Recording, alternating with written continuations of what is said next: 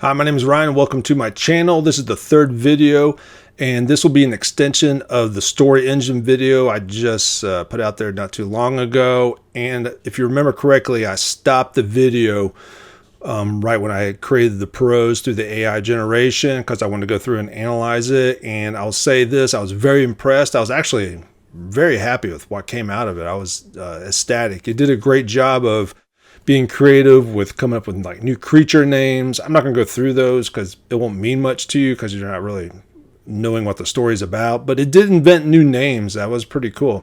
It actually pulled names that were from like historical animals from like prehistoric times and then kind of like update them with like modern terminology and prefixes and suffixes and location type information based upon those for the what's that giant? I had to pull up the data. But anyhow, just trust me on this. The names came out fine. It pulled out of the kind of like the background of the characters and the synopsis and all that kind of stuff. It did a great job of putting all that together. I was pretty impressed because one of my characters is kind of a funny person, and it did a good job of actually capturing some humor.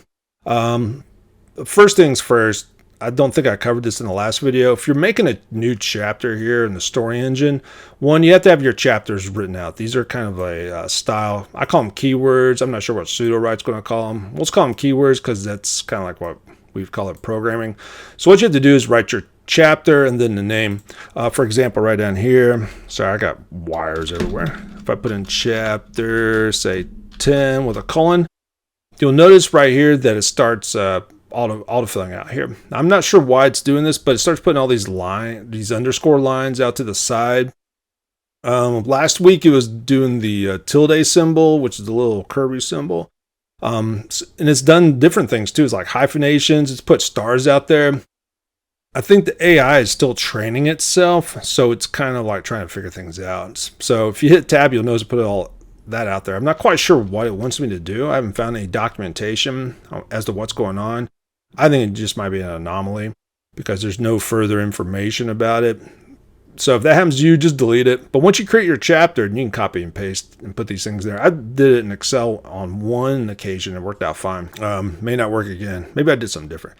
So anyhow, once you put your chapter in there and you come up here to the top and you'll see that we got the create chapter option. You can come down here and find the chapter that you just created. Everyone I've read on the Slack channel say you have to have a preceding and ending chapter, kind of like a sandwich in between what you've planned on writing. Okay, so a lot of different comments out there, a lot of different success stories.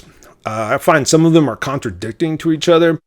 With that said, I try to come up with a rationale that would fit my needs, and it might work for you, it might not, but it's worth seeing because everybody's kind of figuring this out right now. And I have a feeling this AI stuff is so new, it's just going to change on a rapid basis.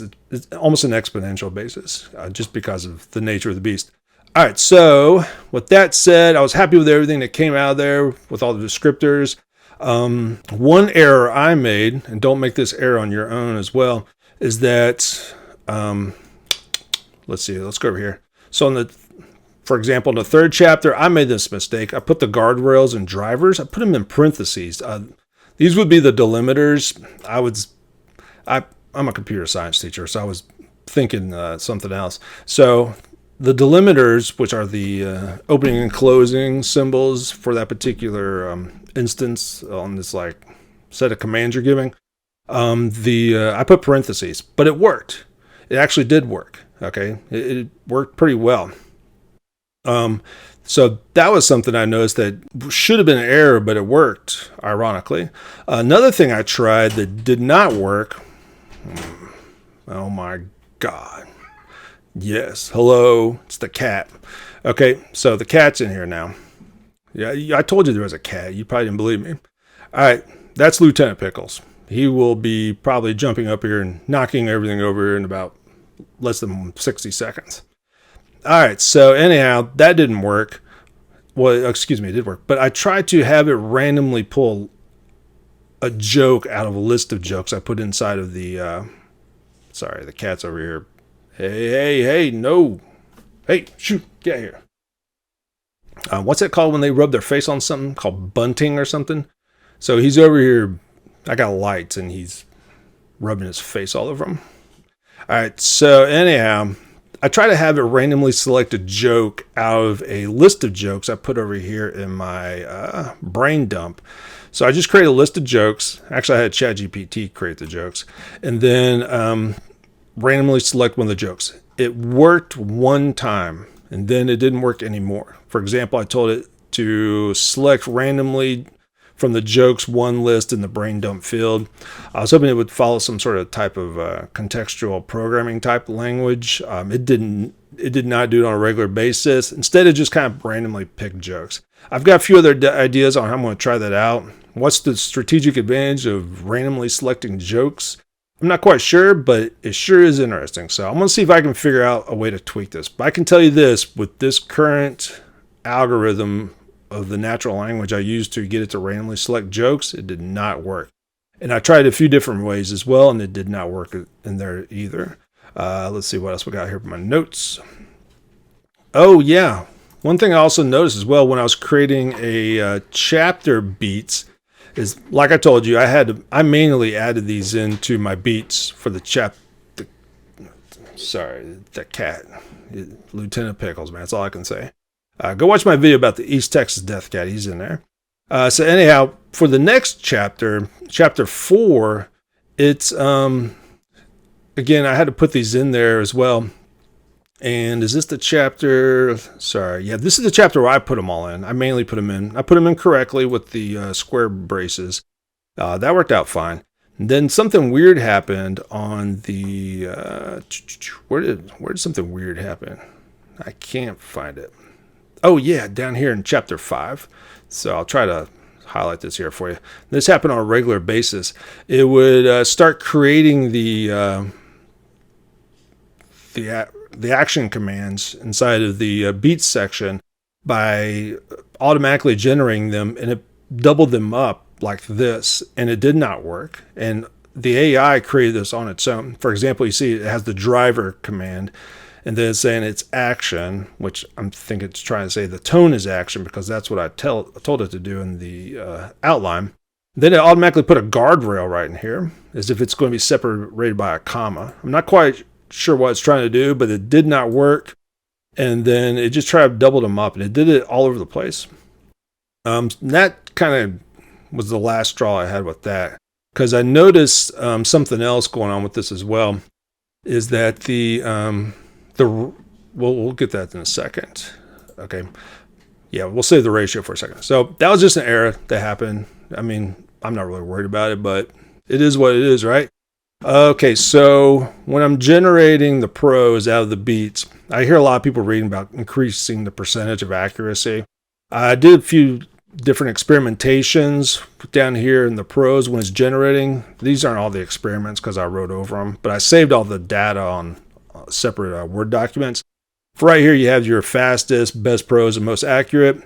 For me, since my outlines were very detailed, because I'm basically have the story how I want it to go. I don't want AI to come up with a story. I'm not looking to become a push button writer. Of course, ironically, that's how you make books, right? By writing, by pushing buttons. For me, I found that the most accurate generated the highest percent accuracy.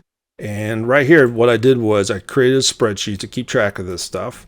And I kind of used a real simple algorithm here on the Likert scale. And remember, this is qualitative analysis. If you don't know the difference, you have your qualitative and quantitative analysis. Quantitative is typically what you would associate with like statistical analysis and analytics and data science and all that kind of stuff. It's all numerical. Gosh, crammed in here. But anyhow, so, that's typically what we see on a regular basis. What's hard to measure is qualitative analysis. Qualitative is very difficult to conceptualize. It's very hard to measure. It's very subjective. Okay. It's very difficult to actually try to get qualitative data and have some sort of idea on where things need to go. Now, you can have a lot of good information from qualitative data, but again, it's pretty subjective. Okay. And that's what we're dealing with right here on my skills. This is very subjective. It's based upon my opinions on what I'm seeing from what I've put into the beats. and then what was generated by the AI with the pros. And right here, for example, and you might want to do the same thing. I just put my scale of 1 to 5. Obviously, I put 5. That's what the goal is, right? That's the target. Then down here, based upon what I saw being generated by the AI, I would rate it on a scale from 1 to 5. You can see right here, these were all, 5, 5, 5, 4. Something didn't match up. I decided to knock it down a point. And then some of these didn't match up hardly at all, so it's pretty bad. So I just would give it a rating of 1. And then from here, I just generate a percent. I know it's not a percent, okay, but it would come out to be 76.3% or 76.4% if you want to round it up. So that's not too bad in my opinion, especially if I'm dealing with a loose cannon of AI. I got 76% accuracy on the outline being generated by the AI. Excuse me, I wrote the outline, and then the beats were generated by the AI. And then using the beats generated by the AI, I just turned it around and created the prose, and that gave me a 76% accuracy. However, I was reading about other people having about 90% accuracy, and I was trying to figure out what they were doing, and so I was having some pros and cons, and I kept doing it my way. And you can see here on my data table, maybe you can't see, that's kind of small. Let's increase the font here. That's probably going to screw it all up. Oh, good. That doesn't look too bad. So right here, I was hitting about 76 to 79% on the range for the values. But then I came up with this system. I call it the DDGG, the double driver, double guards. And I started using this basic algorithm. And from here, I got a lot better results. But I also did something different as well, which I'm going to talk about in a second.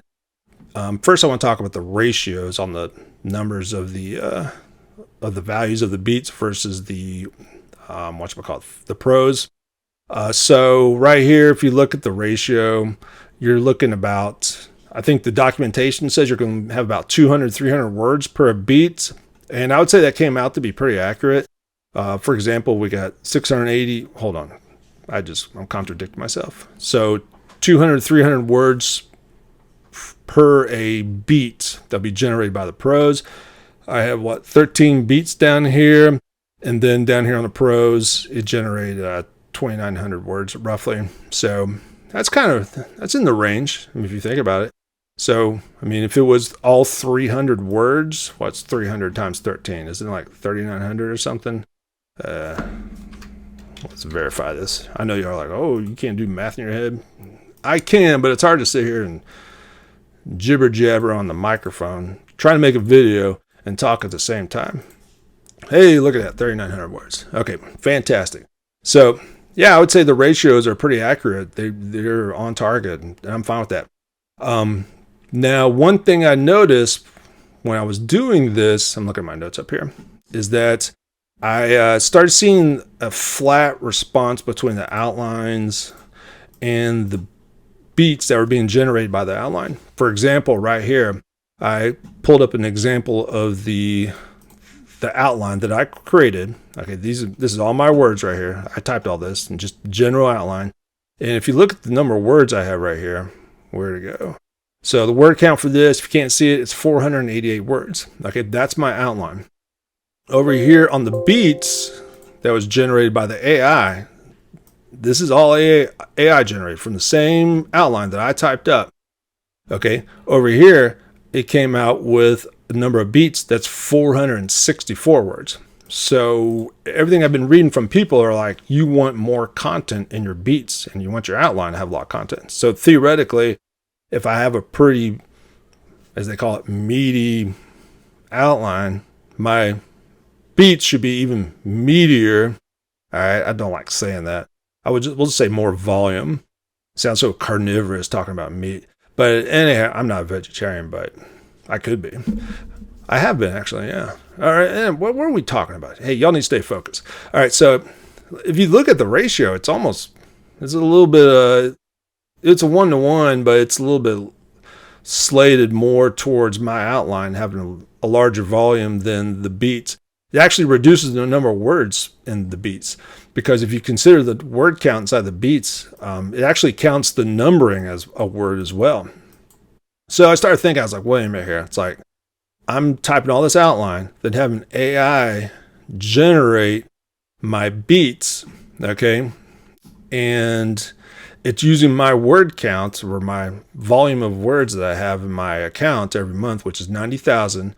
So it's using those words from that total potential words that I can use to generate a beats that's of less quality than what I really originally entered. So to me, that sounds counterintuitive, because I was having to go back and do more work. And I was like, I'm not working with Sudowrite to create more work for myself. I'm doing this to create less work. So with that said, what I did, I guess I'll show into the next video because this is getting kind of long. So it's a cliffhanger. How about that? Great storytelling, right? So the cliffhanger, what I'll do is I'm going to show you what I did to change that to bump up from the ratio right here to this percent right here. Matter of fact, I was so consistent with these percents of using my double driver, double guard method. And what I did with the beats is that it was in a high percentage of the 90th percentile that I decided not even measure the metrics anymore, because the quality was there. The AI was generating really good material, and anomalies were actually positive, or they were just easy to erase, like it would lap over. But we'll cover that in the next video. I think you got the basic idea what's going on. Hope this gives you some background information as to what's going on with Sudowrite and some other things if you're new to Story Engine. And in the next video, I'll go over what I did to get that percentile of the prose generation up here in the 90th percentile. Now, granted, it did spike at 95%. I'm not quite sure why. One time it was 95 and the other time it was 88, because I did the same exact methodology and the outlines were of equivalent quality. So I think it's just part of the randomness of the AI. So, all right. Thanks for watching. Thanks for stopping by. Hope you enjoyed seeing a cameo appearance by Lieutenant Pickles, the East Texas Death Cat. He'll be back knocking stuff over and scratching me and biting me and, begging for more meow mix. All right, so have a great day. Keep working hard. Keep trying your best. Hope you're enjoying Sudowrite as much as I am. And just for the record, if you're on the cusp of getting an account, I can say this, the 90,000 word account, that's a lot of words. I thought I would use that thing up, and I kind of ran into a situation where I left about 20,000 words on the table. That's even with me screwing around too. So if you're on the fence about which one to get, I can say the 90,000 word one. It's a pretty good purchase out there. So, all right, talk to you later. Have a great day. Bye.